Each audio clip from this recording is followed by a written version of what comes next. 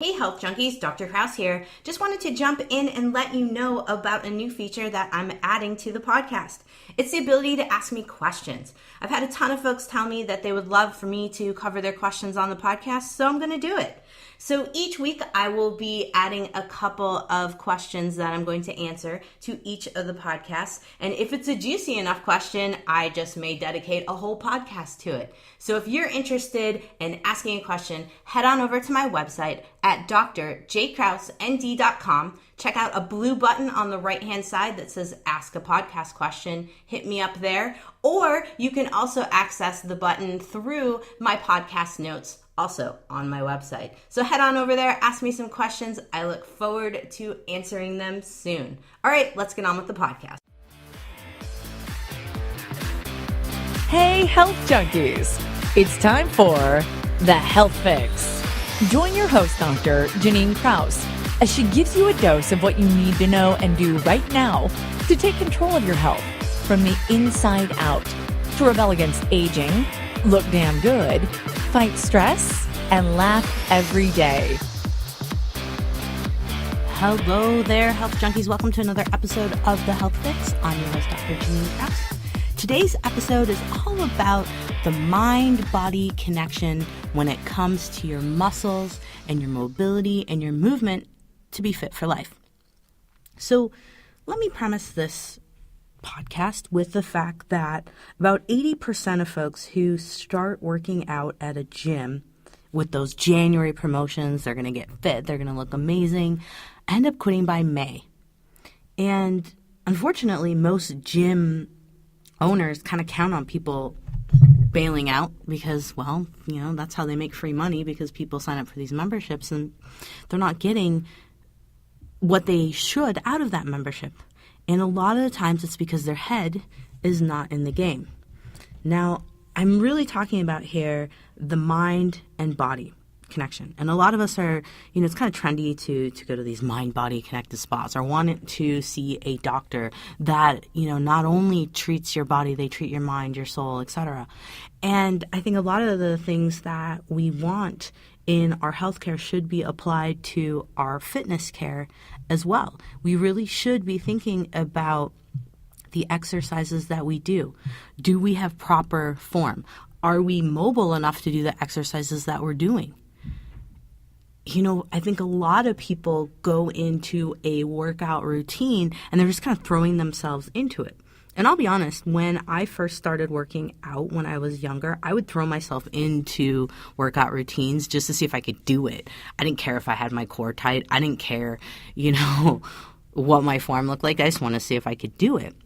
And, you know, at that point, you know, I was a teenager when I first started really getting serious about exercise. And I didn't, you know, I wasn't going to get hurt, right? You're infallible when you're in your teens. You're like, yeah, whatever, you know, no big deal. And even if you do tweak yourself a little bit, you're fine for the most part, you know, the next day or two. Whereas now, getting into my 40s, I'm starting to realize that, holy cow, I don't recover like I used to.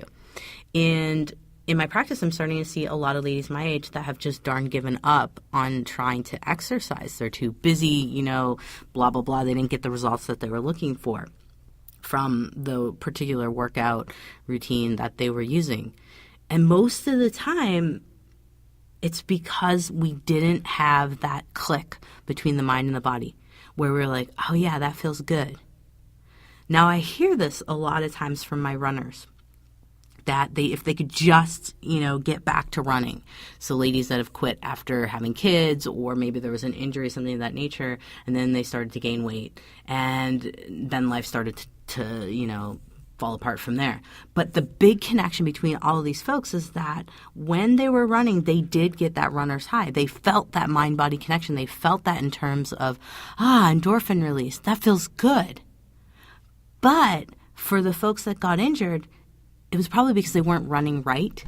Either their form with running was off, or they didn't have strong enough glutes. That's the number one problem with most folks when they're running. They have tight hip flexors, meaning your muscles in front of your legs, like in front of your thigh, in front of your hip, and those muscles pull really hard, and your hamstrings get tight, and your IT bands, meaning your bands on the side of your legs, get tight, and those guys attach into your knees, so then you have knee problems, or you might have hip bursitis problems, which is pain on the sides of the hips there, or you have back pain. All because you're running miles and miles without strong enough glutes and probably in poor form, and who knows what kind of shoes you're wearing. Most people that are going to be running longer distances who have some friends or education with running do tend to go to those good foot stores to find the right the good shoe stores where they find the right running shoes, or at least ones that are better than your average Joe running shoes. But shoes are one part of the equation. It's how you're running. It's strengths of all of the muscles required to run. It's keeping your core tight. So running is just one example. And the reason I bring up running so much in this podcast, and if you've listened to other podcasts of mine, you probably think I hate running. I do not hate running. It's just that it's a common theme where ladies use that as their main exercise, and then weight starts to come on after they stop the running. And it's usually they stop the running because either they're too busy or with kids or life happens, or they get an injury. And the injury is because of weak muscles. Now, let's look into exercise programs in general. A lot of us go into exercise programs, and if you're a lady, let's be honest here, you're going, I'm going to lose weight. I'm going to look as ripped as that lady that's showing me that her exercise program is better than X, Y, or Z program out there. Well, the truth of the matter is, I don't think that any exercise program is really better than the other. I think it's what you do with it. And by that I mean your commitment to keeping it going, but your connection with your mind and your body. Because exercising should feel good. If it doesn't feel good, we got to work on your basic health first. One, are you eating properly? What's going on with your gut? Is it toxic? What's going on with your liver? Is it toxic? Are you drinking too much? What's going on in that department? Because if you don't feel like working out, it's usually not that you're lazy. It's just that your body isn't healthy enough for exercise. I've worked with plenty of patients over the years who we've talked about, they want to do CrossFit. They want to jump right into CrossFit. They want to jump right into running. They want to jump right into some boot camp type of exercise, and they're not ready for that. They go into it, and then they're so winded trying to keep up with other classmates or friends that are doing the exercise with them, and they throw themselves into it, literally throwing their big muscles in to try to do these workouts, and they get injured. And when exercise doesn't feel good, that's not good. That means you got to go back to the basics. Now, for a lot of us, going back to the basics is a huge ego thing. I'll be honest. I went into CrossFit working out, having, worked out most of my life, and I was humbled at the fact that I couldn't lift as much as some of the other ladies in the group. And yeah, in some cases it hurt. Deadlifts in particular would lock my back up so bad. Now, if you're not familiar with what a deadlift is picking up weight from the floor using your hamstrings to pull you up, not your back. Now, hamstrings, glutes in particular. I was kind of like whipping the weight up from, I'm doing the demo here as if you could see me. I've got the weight on the floor and I had it on a bar, and I was literally whipping it up like with a back flip, like kind of like not flip, but a back arch, and literally kind of just throwing my hips forward and arching my back to get that weight up. And that's a surefire way to injure yourself. And of course, the folks at my gym were like, no, you gotta go back to like no weight. We're gonna teach you how to do the deadlift properly. And that's humbling, right? And I think at that moment I was like, I should probably do all of the lifts that I'm gonna do at the basic level. And so I did. And I'm still working on a lot of it, and it's been probably about a year since I went back to basics and said I'm not going to throw myself into these exercises because it didn't feel good. If a workout doesn't feel good, like I said before, you got to go back to your health, or you've got to also go back to mobility. What's locked up? What's tight? Because most pain is not something that is needing surgery. It's usually a factor of tendons or ligaments are super tight because your joints are not mobile because you've been sitting on your butt for too long. Or it's because you've been doing certain exercises for too long with improper form and weak stabilizer muscles. One of the most commonly injured joints for ladies in particular is the shoulder. And it's because we tend to hunch forward a little bit, especially if you have larger breasts and you don't want to be kind of poking them out there. We hunch forward, then you put in the tech neck and computers and all that, and we're hunched forward. Well, that makes our pec muscles nice and strong because, it takes some effort to pull you forward, and it makes your bicep kind of pull a little bit. But what happens is our triceps become weak, so that's your muscle on the back side of your biceps, that's the back side of your arm, and then your muscles on the back side of your shoulder become weak. And so that shoulder bone, meaning your humerus, the head of your humerus, that's your big bone of your arm, it's got like a ball on it, it slams forward in that socket. And what does it do? It presses on the nerves that come down through there. And so we get impingement types of issues where our hands go numb. We'll have issues with pain in the front of the shoulder. And the more you're doing exercises where you're like lifting overhead, or if you have kids and you're picking them up and you're lifting up and out of the car seat or whatnot, or picking them up just in general, that's a lifting motion that's going to be repetitive to the front of that shoulder. And so we end up with shoulder pain. Same thing does happen most commonly in CrossFit too, or any workouts where you're lifting weight and you're lifting weights where you're pressing it overhead. And that's the same factor. Your muscles in the back of your shoulder are weak. And ladies tend to have weaker triceps, meaning that muscle on the back side of the arm and the back side of the shoulder.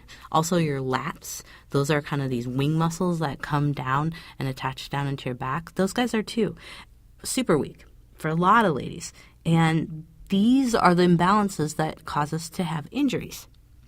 Now, I'm not going to keep talking about injuries.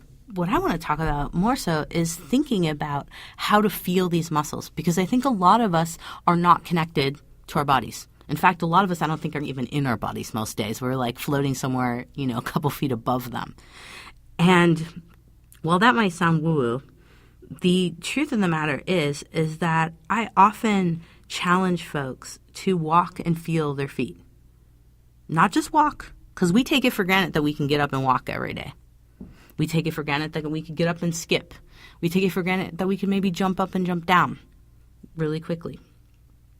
Maybe not so high, but we can jump a little bit. But these are things that if we feel our feet, if we can feel our legs, we can feel our glutes, now this is a whole new ballgame in terms of an exercise. Because a lot of times we don't get the results we want because we're not engaging the muscles that need to be engaged. Some of the most amazingly fit, and by this I mean fit, I mean strong ladies, are the ones who do Pilates. Why is that? Because Pilates is very small, calculated movements that work on your stabilizer muscles, your little muscles. Some of the most incredibly strong ladies, I'm not kidding you, are those folks, more so than the bodybuilders out there. Now, don't get me wrong, there are some bodybuilders that are amazingly strong, but there is a lot of work involved in bodybuilding. Whereas Pilates, yes, there's work involved in it, but it's a lot of mind and body. And it can also be very, very therapeutic, because what happens here is once you're started to connect into feeling how your muscles move, you start to feel other things in your body. You start to notice what types of foods don't agree with you, what types of other habits, moods, etc., what you can feel in your body. You become more connected to your universe. And by that I mean you're like a better navigator of your surroundings, but also how the universe affects you. So these are super important things to think about. And the reason that I want my patients in my practice to become more involved in feeling their muscles and feeling their body move is because we have an amazing ability. We have so many nerves in our body that are called proprioceptive nerves. They determine where we are in space. They can help us to become more physically fit when we dial in to being able to feel these muscles. Now, I'm going to be honest with you. Learning to feel your muscles and feel them work and know where you are in space for pretty much all of us is a foreign thing. We're not taught that. We're not taught that in high school gym. We're not taught that, even in a regular gym. Most of the time when I have folks going to gyms, the trainers just stand there and tell them how many reps and sets to do on a machine. And maybe they tell them when they could go up or down in weight, which is not benefiting them whatsoever. You need to be looking for trainers that, one, can assess how you move and tell you what you can do to help with your mobility before you move on to really heavy exercises with poor mobility. That's the type of trainer you want, or that's the type of coach you want in terms of working out. You want someone who's not going to push you to be, doing ridiculous amounts of weight when you don't have form that's even proper. Now, how do you find these types of trainers? Well, there's some certifications out there that you should be looking for. Functional movement assessment training or certification is huge. There's a website called functionalmovement.com. They are in charge of helping with training and certifications for folks. I like the process. The guy's name is Gary Cook that came up with the system. And it's very dialed in and very detailed to help folks be able to feel how their body's moving, but also be able to feel the muscles engaging as they move much better. And these folks have FMS, so Functional Movement System Assessment, or Small Functional Movement Assessment certifications. But like I said before, functionalmovement.com. Now, if you can't find anyone in that department near you, because you can search on their website with your zip code, there's also another group that I'm starting to become more and more familiar with because a lot of my folks from my gym are going to see these physical therapists. They're in a group called Arasti. Arasti is a style of therapy to help to get folks out of pain, basically looking at motion, finding out what's hung up in terms of the motion, finding out where there's restrictions in the body and helping to reduce those, but also helping to free up motion, also helping to work with the weak muscles of the body that are not engaging when this person does X, Y, or Z motion that causes them pain. Currently, the Arasti trained folks are only in Washington, Texas, Illinois, Ohio, and Virginia, but they're becoming more and more popular, and I find this as they're most aligned in terms of physical therapists, in terms of style, as to what I look for when I want someone to go in and get a movement assessment from someone other than someone in a gym. Now, this is going to sound bad, but this is the reality that I have here where I'm in Washington State. There are a lot of physical therapists here, but there's only a few of them that are good with motion and movement assessment. Unfortunately, what's happened with physical therapy, at least as far as I can tell, is that we're working on a lot of rehab work for elderly patients. I don't want you to be seeing that kind of person. I want you to see someone that's sports specific. So if you're noticing that you're not finding a workout routine that suits you, you're hurting yourself or it just doesn't feel right, you're not jiving with it, you got to first look at your health overall. Because if you don't look at your health overall, then you're ignoring a huge component here. Because in the Chinese medicine world, your muscles are a reflection of your digestive system, and in particular, your spleen, as the Chinese will say. Now, what is the spleen in conventional terms? We think of it as recycling red blood cells as part of our immune system, but it's also part of what nutrients we take in, and do we absorb the nutrients that we're taking in? So you got to look at your gut health. You got to look at your overall body health. What are you eating? Are you eating junk food? What are you drinking? Too much alcohol goes to the liver. The liver in the Chinese world is in charge of tendons and ligaments. That's a huge deal. If your liver's trashed because you're taking too many medications, you're drinking too much alcohol, you're eating junk foods that have all kinds of toxins in them, well, of course your tendons and ligaments aren't going to work well. So you got to look at that first. After you get that settled and you dial in your health a little bit better, then it's time to go and find either a trainer or a physical therapist that can help you with movement. Now, if you're wondering like, okay, I don't even know where to begin, go to your primary care doc and say, I want you to refer me to a physical therapist that'll do a functional movement assessment. If they have no idea what you're talking about, then you can get online. And like I said before, functionalmovement.com, that's one resource. You can Google functional movement assessment physical therapist in my area. They will put that in their qualifications. And then what you want to do from there is you want to look for someone that is sports medicine specific, because you don't want to be going into a rehab style of physical therapy. You want folks that are working with active folks, because you want to be active. You're not coming off of, any major, you didn't break your leg or anything. Maybe you have some aches and pains, but you want to look for someone who can really work with your emotion to help you get better at that. At the same time, you want someone to help you in terms of working out. And that's where that physical therapist comes into play, or a trainer can come into play too. But you want someone to help you with, hey, try a squat. Okay, your glutes are way too weak for you to be doing a squat. Let's go back to basics and start with X, Y, or Z. So the idea here is going back to basics. I don't care if you've worked out in a gym on machines since you were in your teens. I think it's worth it to go back, get a functional movement assessment, and really see where you're at. Because, if you're in your 50s and you're trying to get your workout routine going, or you're in your 20s and you want to start a workout routine, it doesn't matter what age you are. You need to know how well you move. And you need to know what inherent weaknesses you have. We all have them. No one is exempt from that. I have not seen one person in my practice ever that's, 100% perfect on mobility. And in some cases, some folks are hypermobile, meaning that their joints move too much. This is a whole nother factor to take into consideration, because these are the folks that need to really work on strengthening and having that mind and muscle and body connection. You need to know your awareness in space. You need to be able to keep that mind connected to those muscles.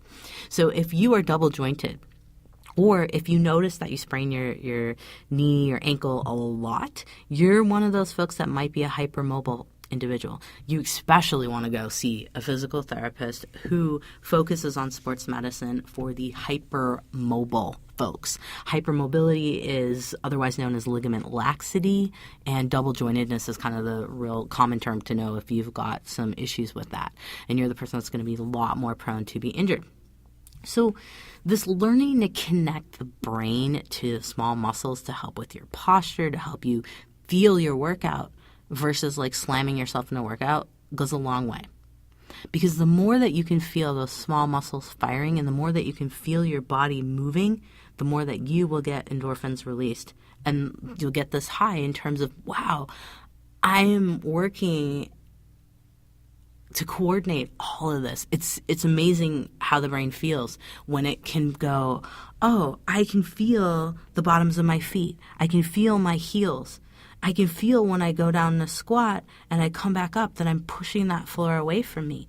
I can feel that motion. I can feel my glutes tightening. In fact, one of my most favorite exercises for ladies with weak glutes is to like squeeze your butt cheeks together. Just like you're going to squeeze a pencil, let it go. Squeeze a pencil, let it go. And it's amazing that folks can kind of feel that sensation after a while. It takes some time to really connect. Like I said before, a lot of us, and I'd say most of us, are not connected to our bodies and don't feel motion. And some days you are better than others. I will be honest, sometimes I have days where if I'm tired, it's hard to connect. Another biggie is feeling your core, which is where I think core exercises are huge, and that's why the Pilates folks are amazing, because they're really dialed in and connected to their core muscles. Your core is what stabilizes you. It can help prevent back pain. It can help to get rid of back pain the stronger that core is. It also is amazing for helping with so many different things, because ultimately the reason I'm so passionate about folks wanting to connect their mind to their muscles is, yes, mood, but also to get hooked on feeling their body and feeling their self in space and how cool it is, so that this is a routine, right? This becomes a habit for life. But also because I don't think any of us really go into life wanting to be taken care of when we get older. We don't want to be a burden. We want to be nice and strong. But we also, I don't know about you, I like to impress people once in a while with like how amazing of little tricks I have. Just fun little party tricks that you can pull out just for the heck of it. But all that aside, I don't want to fall in my house and not have someone find me for 3 days. That happened to my grandma because she was super weak. I don't want to be that person. I don't have kids. My dogs aren't going to be taking care of me when I get older. I need to be independent, and I want to maintain that independence for life, and this is one of the ways to do it. Get your brain to feel your muscles and your body better, and now you can do little check-ins and go, oh, something's not right. Which leads me into my next component here is a lot of us are terrible with our postures throughout the day. We're leaning forward, we're hunching forward, we're standing with weight on one foot, we're kind of doing the kick the hip out with the hand on the hip kind of thing, and all the weight stay on the left or the right leg. That kind of stuff messes with your body's mobility. It also messes with your strength. It messes with your pelvis. And ladies in particular, most of the reason why we have back pain is because we have weak glutes and our pelvis is twisted. Usually because we like to stand with all our weight on one leg versus the other. So focusing on standing evenly with weight evenly distributed between the 2 feet and evenly distributing the weight on your actual feet too. Feeling the ball of your foot.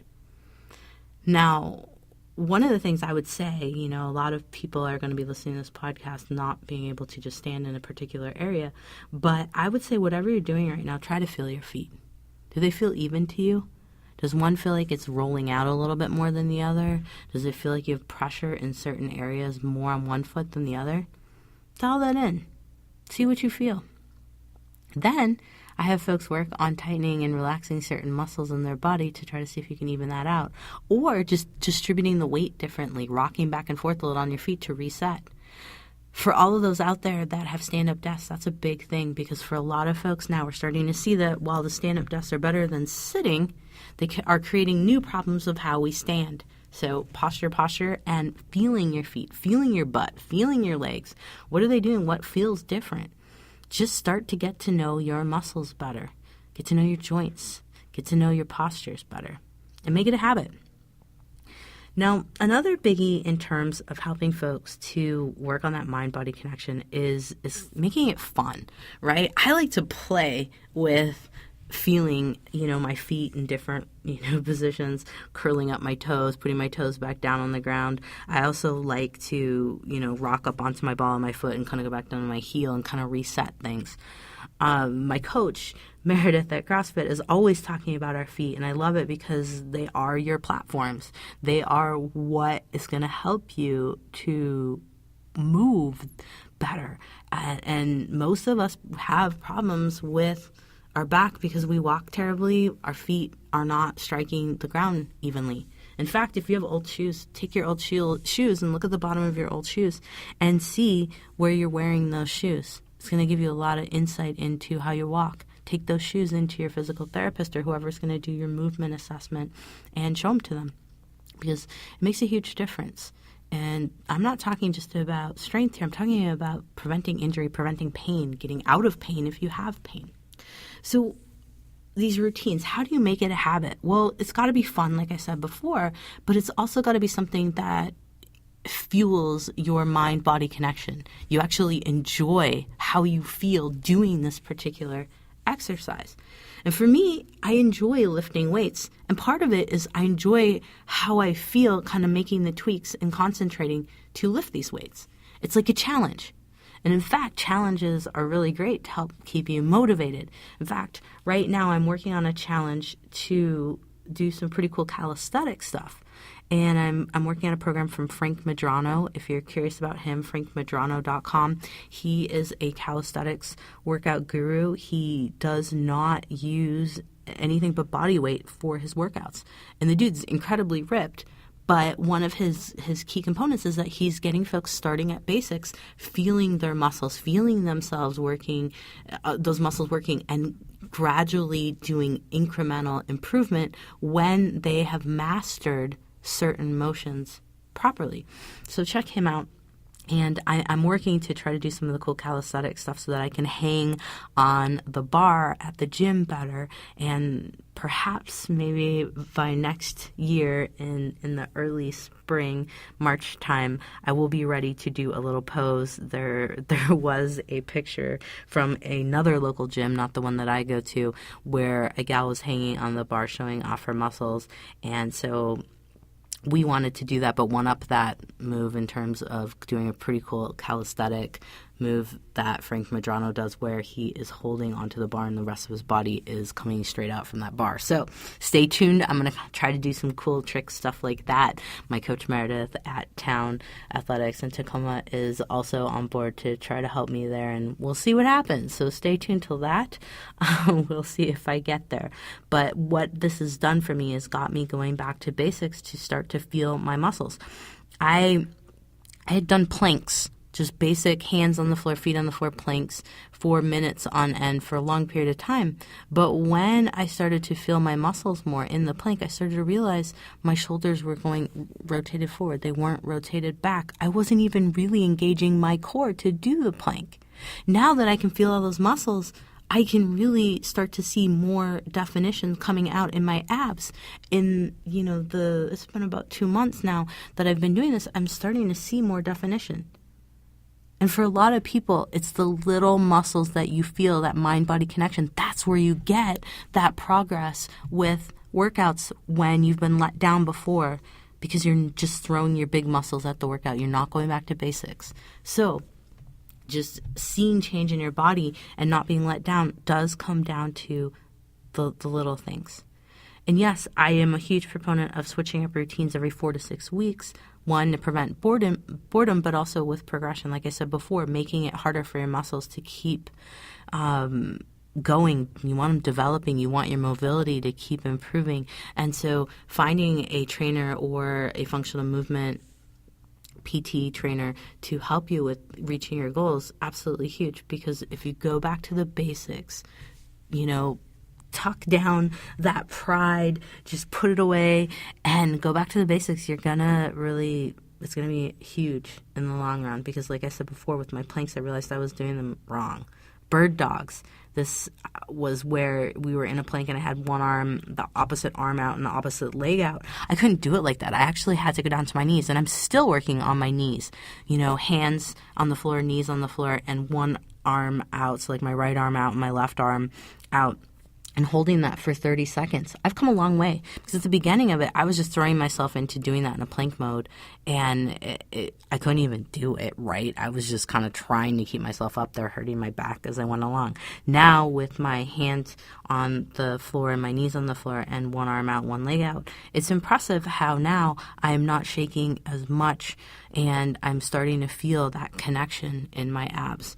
And like I said before, more change in the muscles that you did not see before. You want to feel your muscles firing, and don't move past that movement until you got it right and it feels right. Like I said before, most people quit workout routines because they don't feel right.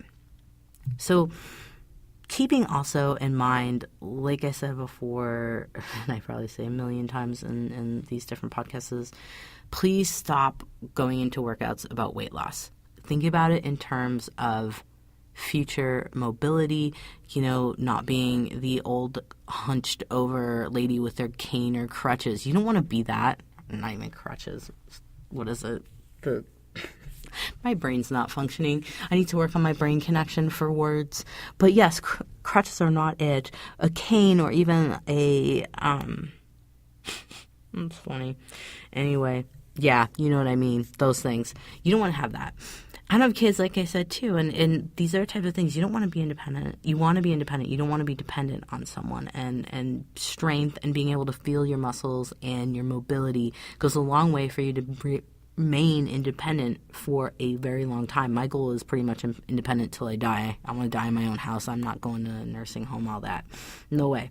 So what should you be doing right at this moment? If this sounds good to you, you need to get into this kind of routine. Like I said, go to a physical therapist that is functional movement trained, or functionalmovement.com can help you find a trainer as well, or a Rosti if you have the Rosti physical therapy group near you. That is another big group to look at. And I will put all of this in my podcast notes at docjkrausend.com. Now, one of the things that a lot of my patients ask me is, what basic movement should everyone be working on for life? And I'm going to give you the list. And like I said before, these will be on my in my podcast notes at I said doc. I keep saying that. That's my email. drjkrausend.com. Helps if I know my own website. Yes, drjkrausend.com will be all of these things outlined for you. But the basic movements everyone should be working on are squats, because if you're a lady, you need to be able to squat over a public restroom, just saying. And if you go to China or any of the countries that have the pit toilets, you better need to be able to squat. It helps you from making a mess, let's just say it that way.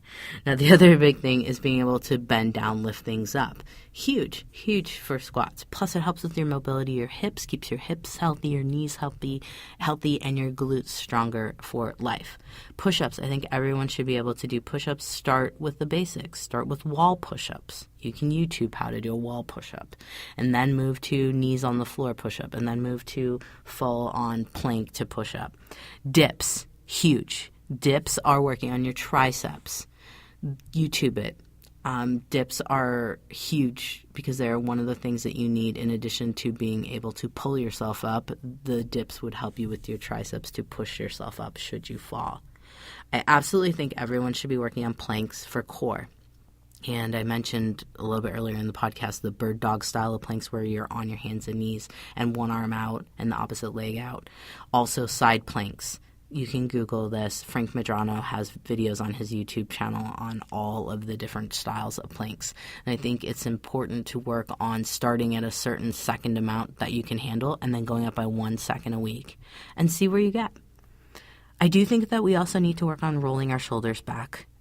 Especially if you're a lady, the shoulders are huge. We roll forward way too much, whether it's our breast pulling us forward, our pecs are too tight because we're stressed, we're pulling down and forward because we're tech necking, or even just anyone with asthma or difficulties breathing.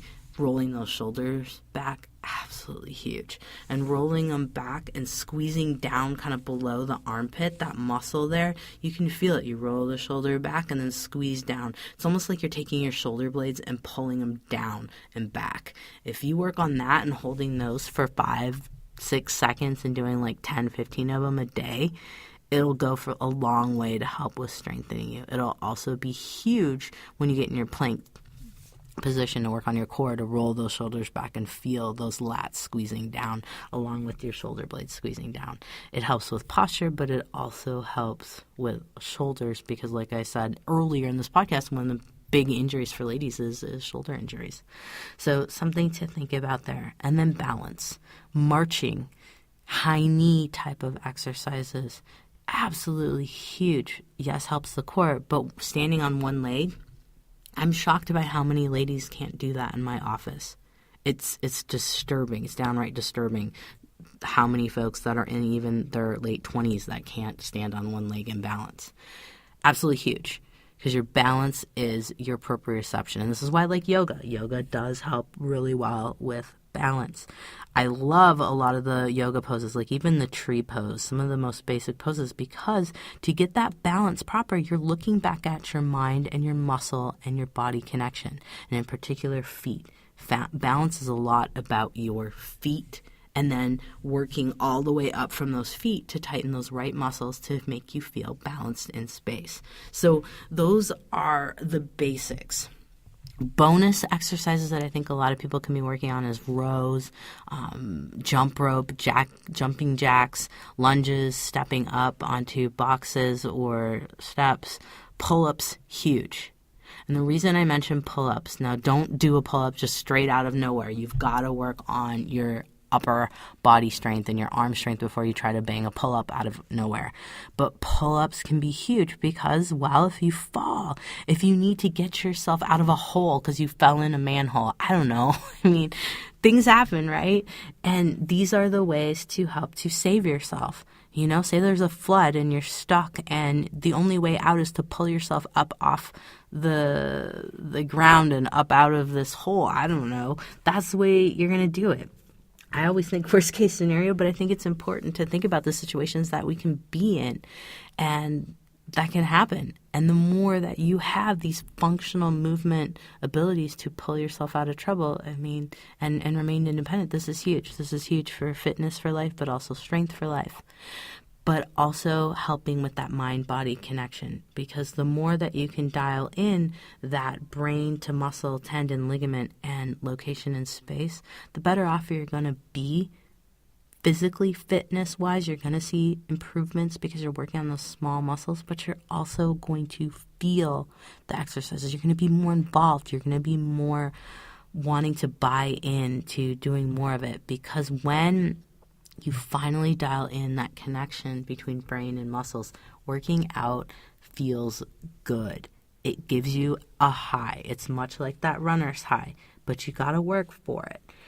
And it can work out a whole lot of other things like trauma and things of that nature. And I hope to have my coach Meredith on the podcast soon so we can talk just about this, because that mind and muscle and tendon and ligament connection, having that dialed in is extremely therapeutic, because it can help us to change patterns of movement, patterns of even how we react in stressful situations, because a lot of us try to wear our shoulders as earrings when we're stressed.